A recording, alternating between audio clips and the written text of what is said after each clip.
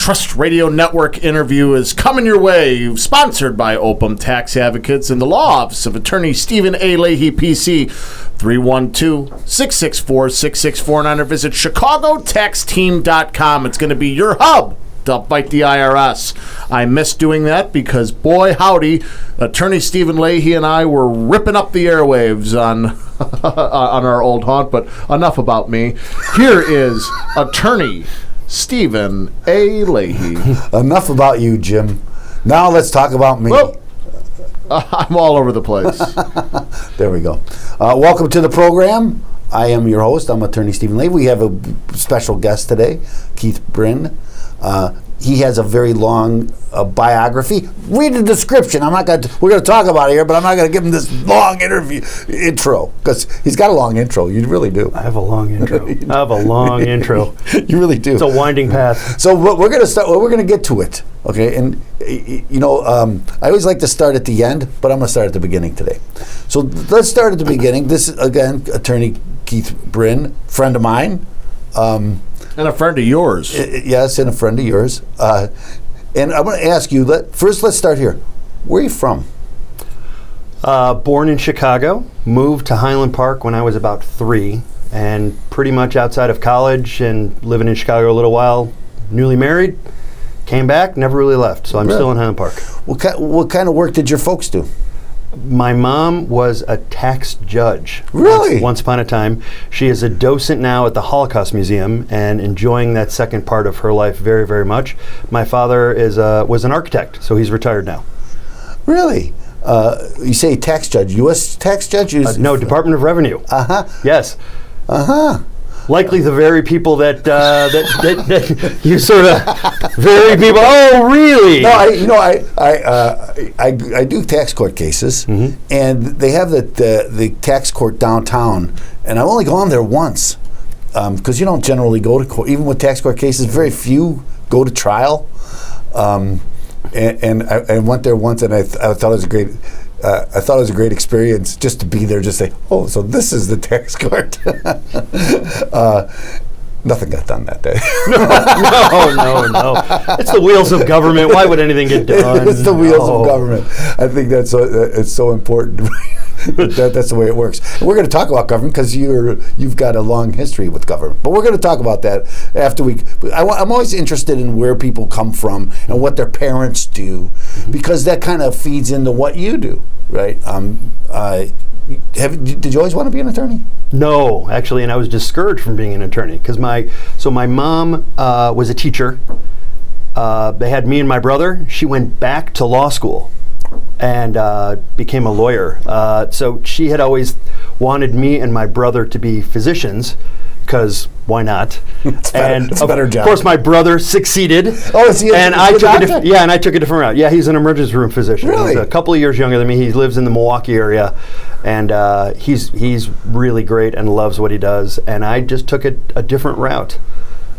Was it your intention to be a physician? It was. So I went through all the schooling and everything else, and then at about the last minute, I decided I wasn't really sure I wanted to be a doctor. I knew I wanted the prestige of being a doctor, and I liked healthcare and the policy and everything surrounding it, but I didn't really know that I wanted to be a doctor. So actually, then I decided to shortcut things and go to grad school for a master's in public health and health policy and management. See, I saw that on to combine the two. That's where that came from. That's where that came from. And then I realized I didn't really want to be a doctor, but I loved policy and health policy, and I'd already begun dabbling in politics in Georgia, and so it all just sort of came together.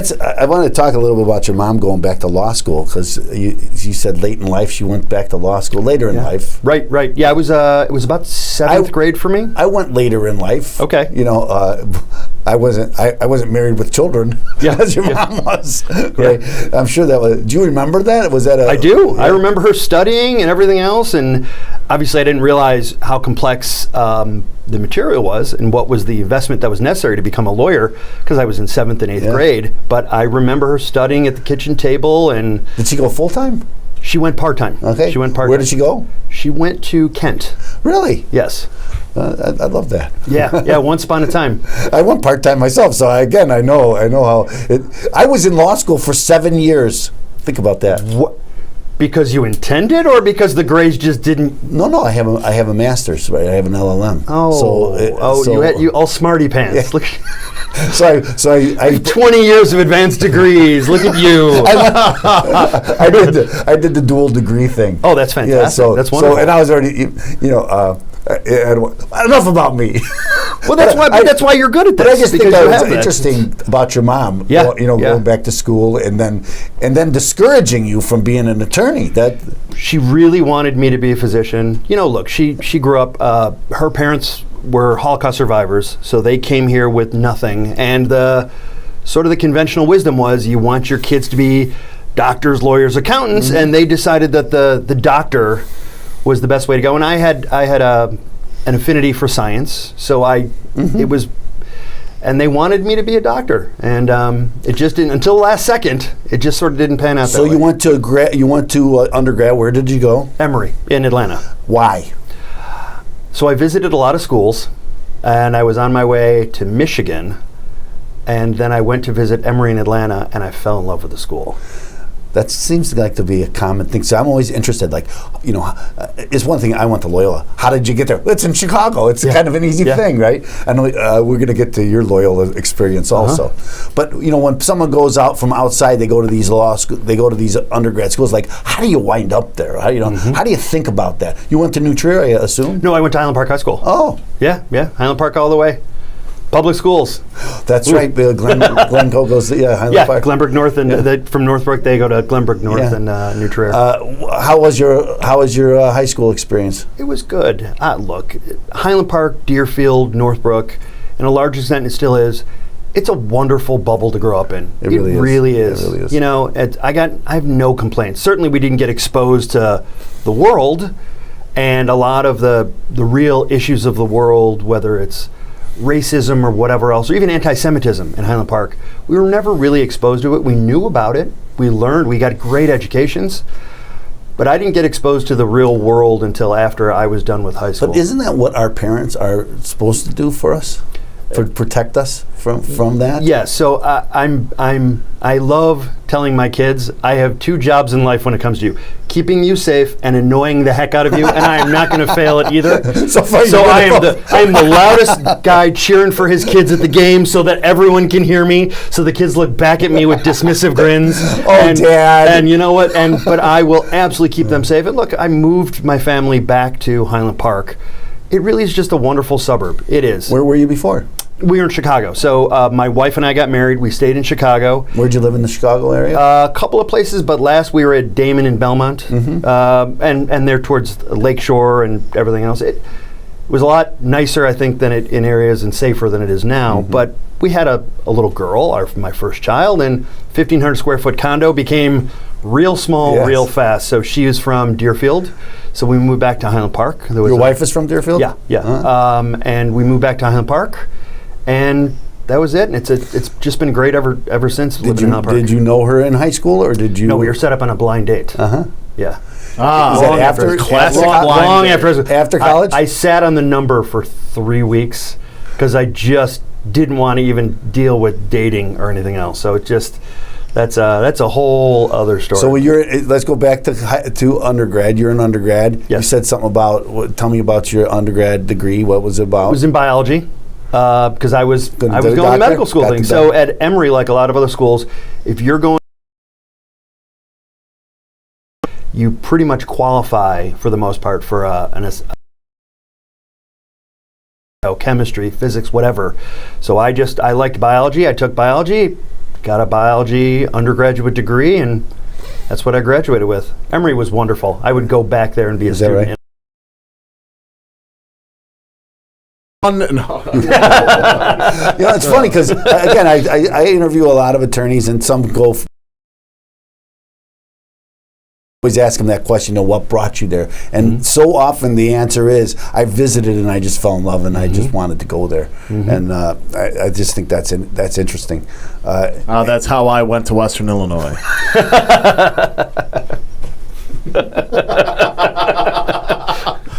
It's wonderful little town. It's a beautiful country out there. Actually, it is, because I was just down in the Quad Cities, and I thought the drive down that way was very nice. But anyway, Illinois You is a digress. beautiful city. Well, you know, I Beautiful just state. dropped my daughter off, my older one, at Kansas again. So we took the route. The Google Yeah. took me through Iowa and then south Yeah. to Kansas, University of Kansas. It is corn and wind farms, but it really is just beautiful because you get the sunrises and the sunsets Really nice, in yes. front or over your shoulder, and there's just something magnificent about I took that Keith, route. some people say it's God's country. It is God's It country. is. Look, I took that route to Colorado last year when my niece got married there, and we stopped in Kansas City and saw a Royals game. And it's a great city. it is a good city. It's a neat little city. The Midwest, I think, is very underrated as flyover country. I agree with that. The United States is beautiful. I agree with It that. really is. Okay, so now you went to graduate school. Went to graduate school at Emory School of Public Health. I did some work. I did a lot of research work, Centers for Disease Control and other kinds of places. Got involved with the Gingrich campaign once upon a time. Oh. Yeah, well, that was a contract with America in 1994. Yeah. That was about that time. So I sort of got involved, and that was his district in that area. So it was easy, and I learned some great health policy lessons. I guess I'm talking to politicians recently. I'm so sorry. No, that's good. You know, I like politicians. We had Burton in a couple weeks ago, Attorney Burton. Scott Burton? Scott Burton. Yeah. Attorney Scott and Burton. And That's correct. So we had him in a couple of weeks ago, and it's funny because you know how he got involved in politics and how he went away to school and Yeah. things. So it's common. Interesting. When I was before I went to school, I got involved with politics too. I worked with Eddie Verdoliak Wow. to become when he was running for mayor. The And man, also the myth, the legend. before I worked against Gutierrez. That's right. He was running for alderman, and I worked for his opponent because I lived over there at the Yuki Village. And that was my foray into politics. The Harold Washington days. Yes. Wow. And after his that's death. it's a different world for Chicago politics now. It really is. It was fun. Yeah, actually. I learned a lot from Eddie Verdoliak. Yeah. You know, he taught me a lot. Just by Well, when being you involved. loved and lost like Eddie Verdoliak.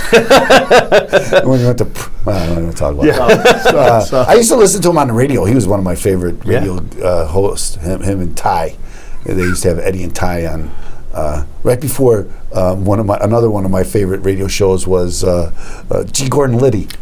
Wow. I loved him on the radio. You are really dating yourself. Yes, I you understand. are going back. understand. You are going back. But that's kind of my love for radio, right? Yeah, I just started listening to radio, and it's always politics on the radio. If I've learned anything from Steve Dahl when he first got here and all that, you know. If I've learned anything from G. Gordon Liddy, it's how to overcome fear. It's a great book. Anyways, so what brought you into law school? What happened here? Again, on the twisting, turning path. So I graduated graduate school. I came back up to Chicago. I began working for a major medical association, and I was on their 50-state. We weren't lobbyists in-house, but we dealt with legislation and other kinds of things. We had our lobbyists in different states. The American. It was the American Osteopathic Association. Oh, once upon a time when DOs were considered semi-real practitioners. In a lot of places, they didn't have the same privileges and other things, and so we fought hard for that. And I got offended at some point that a lawyer had to review everything I did because they were a lawyer. Not to say the lawyer was great; he was a nice guy. I just got so annoyed that then I said, you know what? I'm just going to go to law school part-time, get my law degree. It's useful. It works with this. And you went to? Loyola. So they had the best part-time program in the city at that time. So I started going, and a couple of years in, I realized I really like this law thing. So I quit work and accelerated the program and graduated in 3 years. And so I have an undergrad from Loyola, but I went to John Marshall at the time. Do you know why I went to John Marshall? It was the only school I can go to without having somebody refer me. Really? Yeah, so that's why I went there. Wow. Wow. Is that something? And my wife always, because you don't want to ask anybody for help. I didn't want to ask anybody for help. But that's the only school I applied to. I got in, so yeah. It was, Well, you seem to have done pretty well. I kind of, Yeah. I had, I never thought I was going to be a lawyer. But anyway. I knew you before you were an attorney. Yeah, you did. Probably before I wanted to be a lawyer. I did know you before you wanted to be an attorney. But I've always thought highly of you. He was 3. So and he had a hot dog stand. The salad days. Yes. And so what was your first job out of law school? I went to work for a medium-sized law firm that it's now gotten eaten. It's in history, but learned a lot commercial litigation. Did that for a little while. When you say commercial litigation, it's such a wide area. Was your practice that diverse, or did you look at one specific, focus on one certain matter, or? Yeah, so the law firm was a commercial law firm. So we, in the commercial litigation department, we handled whatever litigation came to those clients, whether it was contract disputes, whether it was strange arbitrations, whether it was mediations, whether it was going to full suits on shareholder disputes or whatever Federal, else. state? Yeah, all the above. All the above. Yeah. It's a good experience, yeah. It was very, very good experience. Were you a trial lawyer or a litigator? I was a trial lawyer. So actually, with my experience in law school, I loved it so much, I was on the trial team at Loyola and had enough hours actually trying mock cases that I qualified for the federal trial bar right out of law school. Yeah. That's awesome. Okay, so I have 2 sons. One's 25, one's 23. One is just became an attorney. Okay, wonderful. My second son is in this 3rd year of law school. Okay. What kind of advice would you have for them? Follow your passion for what you want to do in law. Don't get pigeonholed, and don't follow money. Take a look into the camera and tell them that one more time. Yeah. Don't follow money. Do not follow the salary, because you know what? You're going to likely change law firms a lot, and you just got to find a practice of law that you love and get really good at it. And when you become an expert, after a few years of doing that kind of law, the clients will come, everything else will come, the money will come. Love what you do. I can't tell you how many lawyers followed the money to great big law firms, all of my colleagues, and within 3 or 4 years, they were burned out, they couldn't handle it anymore, they didn't want to handle it, some left law altogether. It wrecked them. But for 3 or 4 years, they got paid. Yeah. That's not the way you should do it. Well, I think that's good advice. I really do, because you talk about passion. Passion is really what so many attorneys have drinking problems and all these other problems that I keep hearing, because now we have to have these the credits, the CLE credits, the drinking drug use, diversity, equity, inclusion. It's like crazy. It is crazy, and so I have to. They always tell us about if you have an alcohol problem, and then they tell you the statistics, and it's kind of it is a kind of wild statistics. Now the people that I interview don't seem to have, are very happy with what they do. And so, I know there's a lot of lawyers, and that's why I always like to ask that question. What did you do right out of law school? Because so many attorneys, that's what they do for the rest of their career. Right. And sometimes they get, how many family lawyers I've met who say, I hate family law. It's like, but that's what you do. Though, if you've never practiced family law, don't practice family law. Don't do it.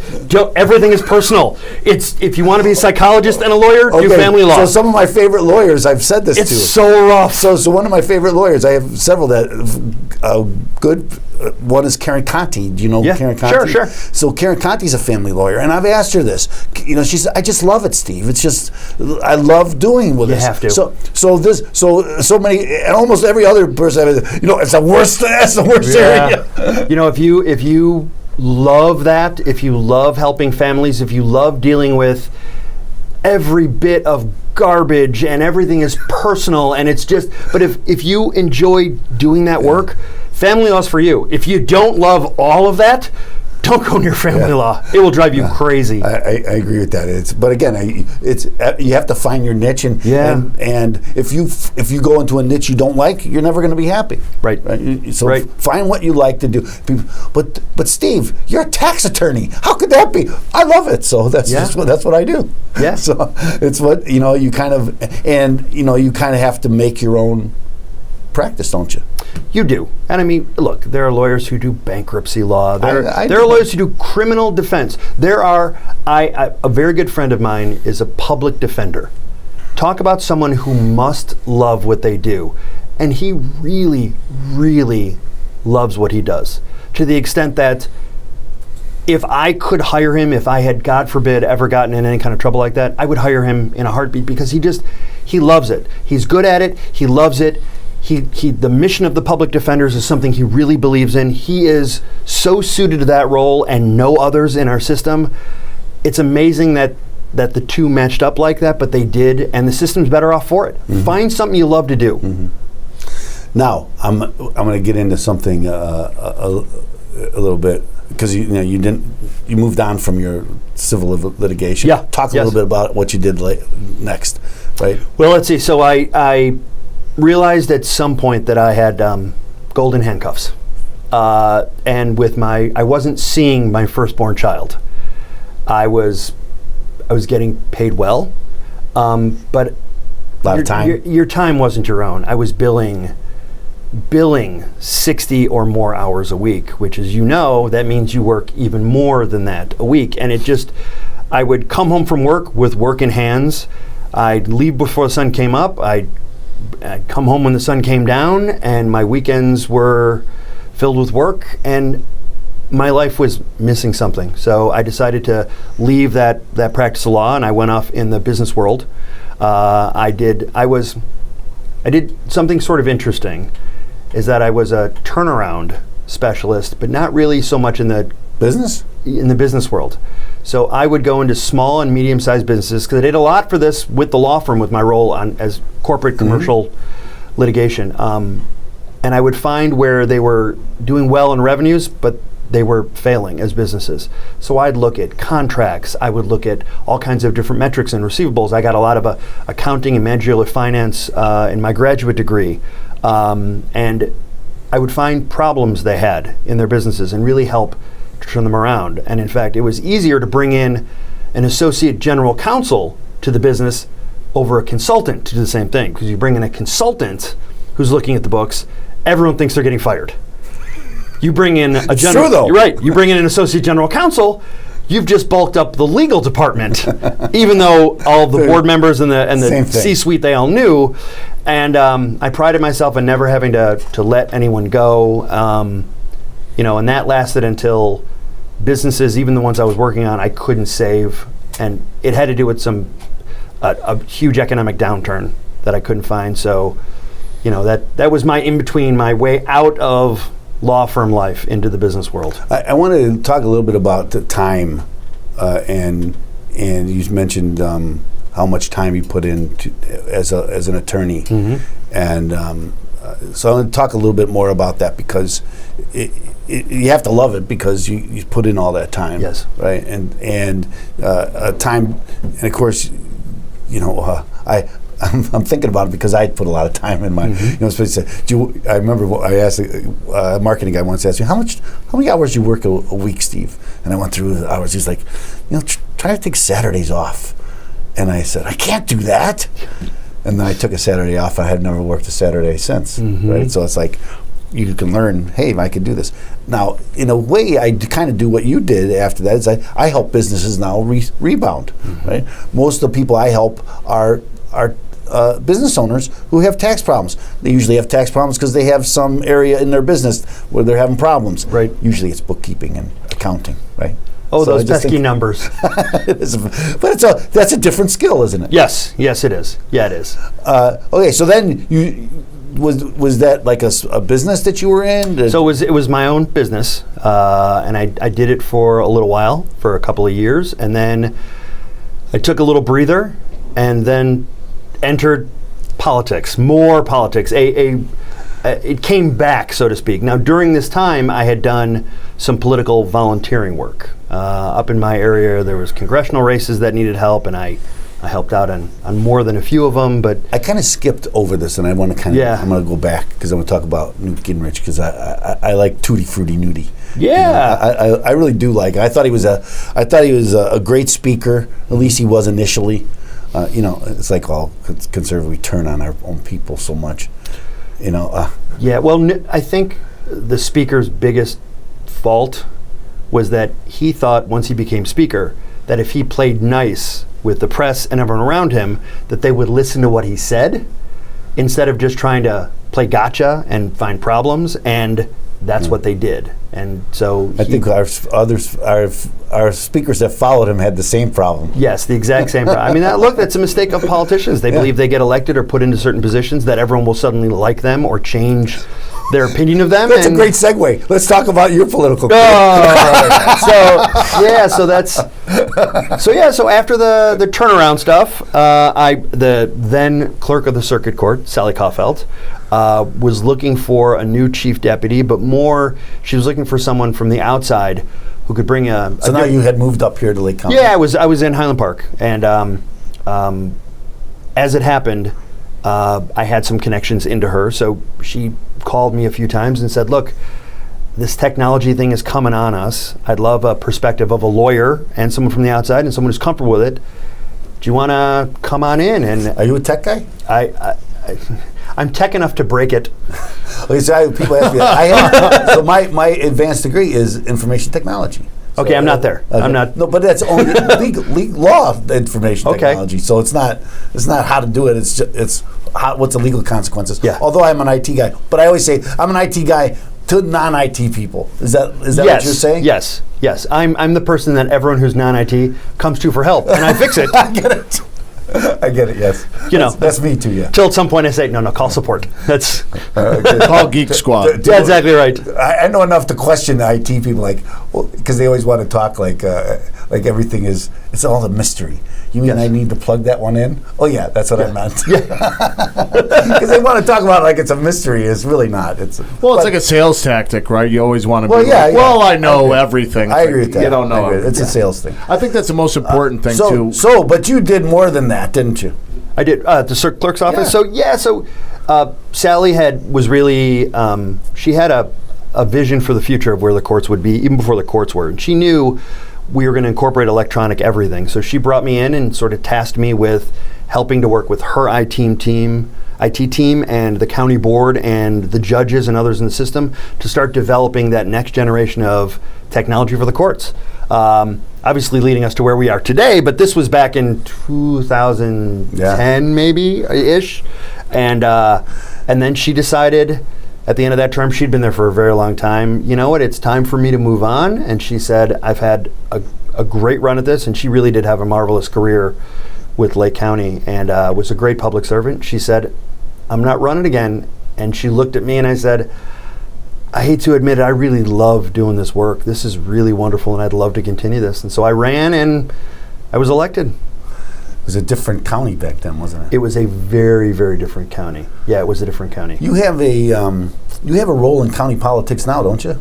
I do. So tell the folks what that is. So I'm the Lake County Republican Party chairman, is the simple version. So it's a recent title, but you know, a couple of years now. Yeah, it's been about a couple of years. You just got elected to your second term? Correct. So, congratulations. Well, thank you. Thank you. But let's talk a little bit about the court, because as an attorney, right? Was Sally an attorney? No. So what was really interesting, people assume for that position that you have to be an attorney. You don't. And in fact, at the time, there were 3 other people in my first elected circuit clerk class, me and 2 others that were attorneys. And before then, only Dorothy Brown from Cook County was an attorney. Really? Yeah. So I believe she may have been the first attorney who was actually, maybe, was Ori Puchinsky? Was she circuit court clerk at one point? I know she was an attorney, I remember. Yeah, so I don't know if, maybe she was the didn't first. know what her- Anyway, there weren't that many. I remember her dad. Yes. So and because she was on the bench for a while too. So there weren't that many at the time, and I remember it was a little bit of an anomaly, and it was interesting because I think it would give you a unique perspective. Not obvious, unique in the sense that you're the only attorney doing it. Right. So that it seems like it would give you some view of how it should work. Yeah, I mean, it's a little bit of an insider view. I didn't have to learn how lawsuits are filed or a lot of the basic stuff that the clerk's office is going to handle. I didn't have to learn about all those things. I didn't have to learn about, at the time, everything was on paper. The defects in pleadings, what was required, a lot of the basic stuff. So I didn't have to learn all that. It's not to suggest, I mean, the circuit clerks, there's 102 of them in Illinois. They all learn and do wonderful jobs. And in fact, for most of them, I couldn't do their job. So in about I'd say about 10 or 12 maybe, clerk's offices, they're big enough that the circuit court clerk isn't actually the clerk in the courtroom. I see what you mean, yeah. We manage, we administer the office. I have to be honest, I marvel at the job the deputy circuit clerks do. And in most of the state, the circuit court clerk is one of the clerks in the courtroom. I marvel at what they do. I couldn't do that job. Makes sense. I couldn't do it at all. It's a different world in these smaller courtroom It is. in these counties. When I was a new attorney, I went to Richland County, which is just south of Effingham. Yeah. And I walked in. There was nobody at the door. There was no electronic device to check me. I walked in. I walked up to the judge. He came off the bench and came around and shook my hand and introduced himself. I'm like, this ain't Cook County. So I had an experience. My best experience. It was Twilight Zone. I think it was Kankakee at the time. It was somewhere certainly south of here. And I went to this old-looking courthouse. But when you see it, you could tell it was a courthouse in a government building. But it was old. And I walked up these steps, and this was way before COVID. But I was still pretty much alone in the courthouse. Walked in, there was the little wooden gate in the courtroom, and I was sitting in the jury box, and a couple of the attorneys who all knew each other, they were all friendly and nice. There was no animosity in the entire room. I think there was a bailiff that was still called a bailiff. The judge came out putting on his robe. He's an older guy, and he sat down, and the judge says, "Okay, ladies and gentlemen, what case do we have?" And an attorney said, "Your Honor, we just met Mr. Brin. He's brand new to this courthouse. With your permission, please take his case first." And I looked around and I'm thinking, wow, there's a camera coming around here. I'm about to get played. So I walked up to the bench and the judge says, "Mr. Brin," I knew opposing counsel wasn't going to be there. It was a status. Says, "Mr. Brin, how can I help you move this case forward to a place where you and the other side are going to be happy with the result?" And I said, "Oh, I'm going to move in here. This is wonderful. This is just and so different from Cook County and the kind of practice that I was used to." And it just sort of, it was a wonderful feeling, and it was probably to date the best courthouse moment I've felt as an attorney. It was again, wonderful. I had that very similar thing. And the attorney that I was against there in Richland County was again named Atticus Finch. His name was actually Burke, and he was from Chicago. Okay. So he's a Chicagoan that moved down there. So we had a lot in common. Yeah. Yeah. And and when I said the judge came off and shook my hand and said, "You didn't have to come down. I would have done it over the phone." I said, "Well, Your Honor," but it was. I had that very same experience. It was kind of eye-opening. It's like, oh, it could be like this. Yeah, it could be like this. It could be like this. Then, of course, you come back to Cook County with lawyers crawling the walls for these court calls and hundreds and hundreds and hundreds and the conflict. I had some. I think when I was a newer lawyer, I had more conflict than I do. Not because I just don't let things bother me anymore. Right. I learned. It took some time. It's not my case. Right? It's my client's case. Right. So I don't take it personally anymore. Well, but I did, I think, at the beginning. There has to be a professional wall. I mean, there must be. I can only think there's a reason I'm not a family law attorney or a criminal attorney or anything else, because I know for myself, if I was a criminal defense attorney and I really felt someone wasn't guilty and it came out guilty, I would take that with me. I couldn't let that go. I want to talk a little bit about your role as the Republican, the chairman of the Republican Party here in Lake County. Talk a little bit about. I mentioned to you that I'm a precinct committeeman, and you know that because that's how we met. Yeah. But talk a little bit about being a precinct committeeman, and tell people, look in the camera, and tell somebody why they should be a precinct committeeman. A precinct committeeman is the frontline troop for the party, for the cause. If you believe in it, if you believe in the cause, if you believe that the policies and priorities and philosophy of the individual party is the way that this country should go, a precinct committeeman is a free way to get involved. You join up with others who are precinct committeemen, with a township, to a bigger county, to a larger state, to the national party, but you literally are in charge of meeting your friends and your neighbors and those around you and talking to them about why you believe in what you're representing. It is get off the couch moment and get involved. Let everybody, just looking in the camera, and tell everybody that. Get off the couch, right? Remind them, get off the couch and get involved. Look, if you believe in it, get involved. It doesn't really matter if it's a precinct committeeman or a local organization or working for a candidate. Do not sit back and let other people make this decision for you, because that's what's happening if you're not involved. Everyone has a life. I've got 3 kids. I've got a full-time job. I've been a precinct committeeman for a very, very, very long time. I've been an elected official. I know how much time this takes. If it's important to you enough to talk about it, to think about it, to discuss it, to vote, get involved. You can get involved at so many different levels. Help craft the future of your community. I love that. That is I love very that good what message. you said about, because I always encourage people, you know, and I understand the connection but think locally, right? Think local. If the precinct committeeman is the most took local that from an you old can style be, ad. right? No. Locally Croydon. I have Beechwood aged right here. Well, that's a different. That different one. I do have an affinity for old style. That's I'm sorry. well, I you know digress. that's true. I know. Jim knows me, so that's true.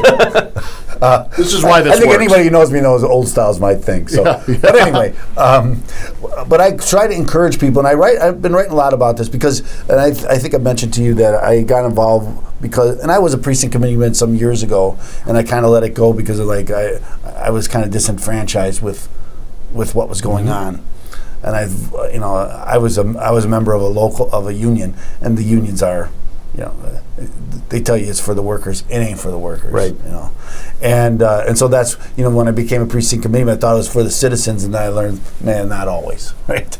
And so some people are always trying to take care of themselves and their family at the expense of everybody else. But why that happens is just what you were talking about, because nobody gets involved. Right. How many empty precinct committeemen are in Lake County? On 50%? On the Republican side, Yeah. it's probably around 50%. It probably is, yeah. That aren't elected. Now some get appointed after the fact. Correct. Yeah. So there's 2 different kinds. You can, every 2 years, there's a new cycle of precinct committeemen. You can run for office. You get 10 signatures, and your name is on the ballot, and you're elected in the primary session, and you're elected for 2 years.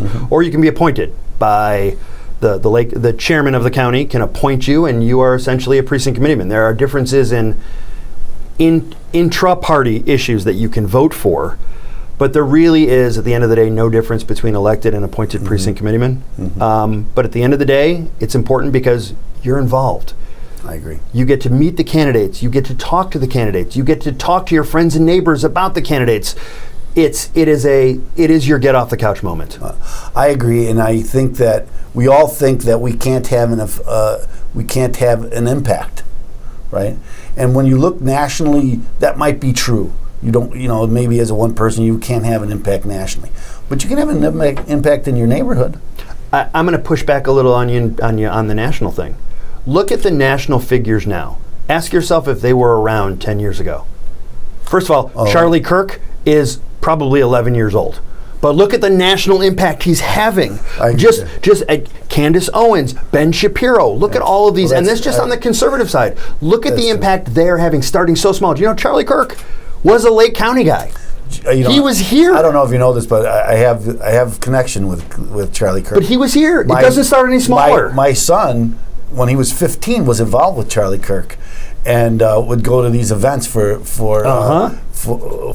his outfit with our friend Joe Walsh.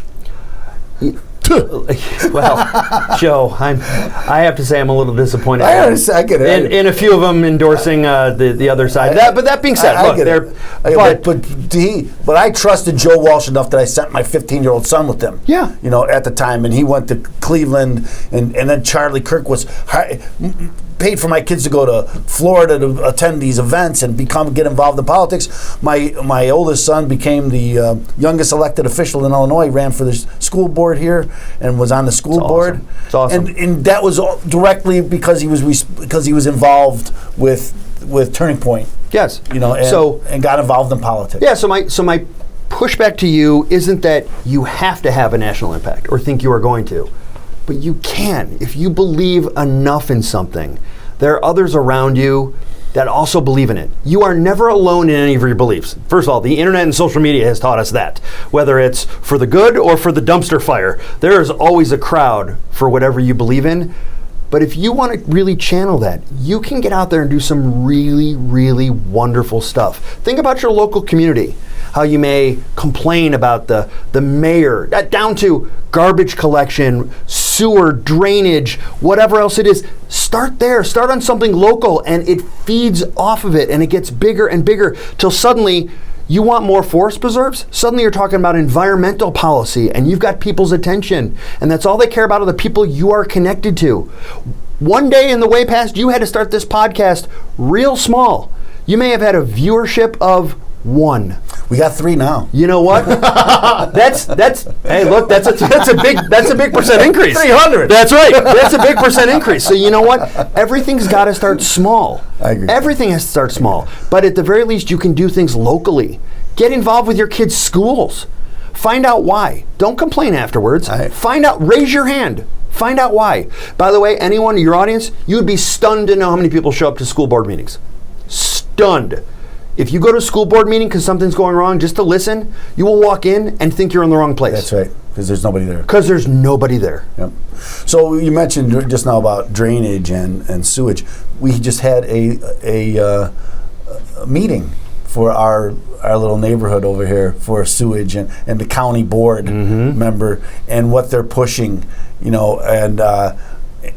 and we actually had a lot of people show up, like 40 people show up for this meeting. That's great. But what does that mean? But kind of against it, right?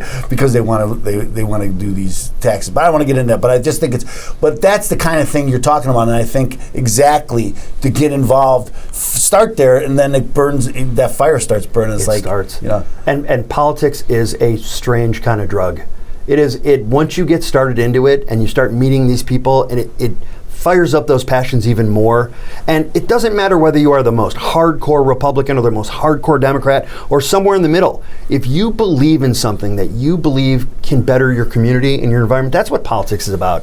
People have made it a dirty word to be involved politically. It's not. I agree. It is absolutely not. We need. That's what law's about anyway. But that's all the fun in law anyway. That's right. Yeah. That's Miracle on 34th Street, the lawyer says. That's the only fun in law, and I agree with that. But again, I think that this is so important to get involved, and again, people like yourself who are dedicate a lot of time, as you mentioned. You have a full-time job, you have a family, and you're still involved. It's always those people that you look at and you say, well, look what he's doing. I could do if I just did something a little bit. And again, then that fire starts burning, and you start getting involved, and you see that maybe you can have an impact, and maybe there can be a change. Looks like we have a listener question here. Did your fire for politics and your enthusiasm for politics push you towards property tax solutions? No, actually, not at all. So how I found the property tax firm. Oh, we haven't talked about that, because that's what you're doing now. Yeah. So the very quick version and how I found this firm was absolutely by accident.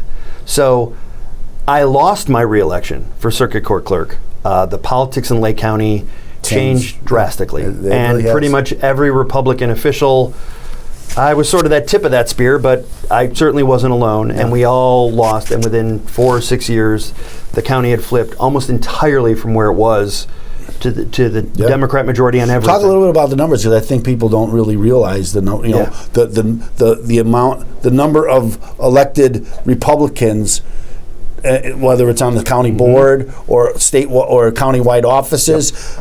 That used to be dominated by Republicans, yes, and now is switched over, hasn't it? Yeah. So within a 4 or 6 year cycle, depending on how you're measuring the cycles, we went from a supermajority Republican county board to a superminority. We went from 7 to 1 county-wide elected officials, and then they folded that one office into another office so that there were only 7. Now we are 0 and 7. On countywide within the same span of time. So it really has been a big flip. We've got no congressional people, no congressional delegation from Lake County at all. We've got a couple of state legislative elected officials, but we share them with other counties. We've got none that are just wholly Lake County. It's tough. I mean, there are lots of moving parts to this, but Lake County, like a lot of the counties north of Interstate 80 and around the Chicago area, they flipped. DuPage. McHenry is the only one who really hasn't flipped around us. Will is sort of coming back, but all the other counties, DuPage was the 800-pound gorilla for a lot of years. In the state of Illinois, for Republican politics, it was Springfield, Chicago, and DuPage. Yep. And now it's Springfield, Chicago, and that's it. So it's been a very, very big change. All Southern Illinois. Downstate, they made gains as we were all losing up here. They flipped counties, but the numbers just don't. It's a different world. Yeah. It is a very the very counties. It takes many counties to equal a Lake County, to equal a DuPage County. Well, so almost 70% of the voting mass in Illinois is north of I-80. Yeah. 70%. So, Attorney Keith Brin, I do have a question for you. A lot of listeners out there, remember, like, share, subscribe if you guys are watching this video. Also, comment, too, if you have a question, as you can see below. But when it comes to property tax solutions, what are your ideal clients like? Just for all the listeners out there, kind of picture, if they need any property tax solutions. Who do you help? I help anyone who needs their property taxes looked at, who may be in need of a take a look to see if they're actually paying a fair amount of property taxes. Property taxes fund 70% of your property taxes are going to go to schools and other things. Look, there's lots of things property taxes pay for. A lot of really good things and some really garbage things. Yep. Thank you, local politics. Yep. That being said, it's got to be funded by someone. But it doesn't mean that they can assess taxes with impunity as taxing bodies. So my role is to come on in and take a look using various mechanisms and methodologies to make sure that my clients and the firm's clients are properly assessed. You are never going to pay no taxes. Well, there are some circumstances under which you can. But that being said, under regular circumstances, we're there to make sure that you are properly assessed. And you're paying the fair amount of property tax. And that's so important. I think that's the key, right? Fair, right? And obviously there's mistakes, otherwise we wouldn't need a property tax assessment. Well, the system itself actually lends itself to not being entirely accurate. And that is the system's fault, not necessarily individual assessors' faults. Now, you can talk about individual personalities all day long, and there are a lot of them that are all over the map. But assessors have to generate values for properties using mass appraisals. They're not supposed to target individual properties, but rather when it comes to reassessment years, quadrennial or triennial reassessments, they do a lot of properties all at once. And so inevitably some of the properties are going to fall either above or below where they're supposed to be. And that's when there's an opportunity for people to bring their case to the assessor or boards of review and say, look, here's my evidence for why I'm overassessed. I don't think there's any coming in and saying I'm underassessed. So I will assume that they just come in and say I'm overassessed. There's some out there like that. You never know. I mentioned Gutierrez. I remember what he famously was paying like $100 a year in property tax. I wonder how that happened. Funny. Things that make you go, I wonder how did that happen? yeah. I just think it's interesting. But and he didn't complain. It was his neighbors who complained. No, it's funny when your house ends up as a comparable for everyone else should get lowered. Yes, maybe there's an issue. Maybe. I get that. I think now in your experience what I learned is not a lot of attorneys are involved in politics either. Do you find that, or is that, or am I wrong there? I don't know. A lot of them are involved, I think, maybe a little bit more behind the scenes. Not in a precinct committeeman. No, not as a precinct committeeman, not at all. Well, look, there's some. To be quite honest, me too. Suckers. To be quite honest, I think it's less about profession as it is about your passions, your hobbies, and your drive. I know plenty of attorneys who are totally uninvolved in the system. The day job is hard enough. Yeah. They deal with laws and stuff all day long. Why do they want to dive back into that and bring it home and do other stuff on the weekends? You know, I find that the people who find themselves at the center of an issue then get involved in that issue, and it tends to broaden out. So they'll have a problem with a kid at school. They'll see a book on a shelf and they wonder, why does my 5-year-old have access to this particular kind of book? Or, for example, why isn't something being done about something? And they find out it's a legal mechanism. And, well, they start championing that, and they realize, and then it broadens out from there and becomes a hobby and a passion and something they're invested in. That's where people really get involved. As the Lake County, being involved in Lake County politics, right? There's all these, as you just pointed out, right? There's all of these different groups that you try to rein in. Right? It's like herding cats, and most of them don't like each other. So yeah, It's true. But everything. I mean, Lake County. Look, the third biggest county in Illinois. You've got the most conservative platform committee Republicans, and they're represented by different organizations. I mean, down the line conservatives. They're so conservative, they don't think they're conservative enough. And then you've got the far more moderate Republicans at a different part of the county who tend to be very socially moderate, but very economically conservative. And they cross lines on probably about 70 to 80% of issues. A lot of the core issues are exactly the same, but there's very different representation. One size doesn't fit all for Republicans in Lake County. Absolutely true. It is a diverse group. It's a very diverse group. It's a diverse group, and so I have to hand it to you for trying to herd those cats. You know, so. You can say it, sucker. You can say it again. It's okay. It's okay. No. Okay, so now I'm going to ask you a question that I ask all my guests, and I generally interview attorneys, so I always like to ask this question: what makes a good attorney? I think someone who tries to understand what the goals of the client are and tries to meet them and will provide legal advice fairly without thinking of themselves first. And then someone who will be honest about what they can and cannot do, and when they take on a case, they will work it as if it's their own, and they will work it hard, and throughout the case, they will also be professional. They will fight like hell for their clients, but they will also remember that they have a duty to the profession. They will be professional. They will maintain decorum at all times. They will apologize if necessary, but they're going to fight like hell for their client. Very good definition for that. Very astute. No, and I concur.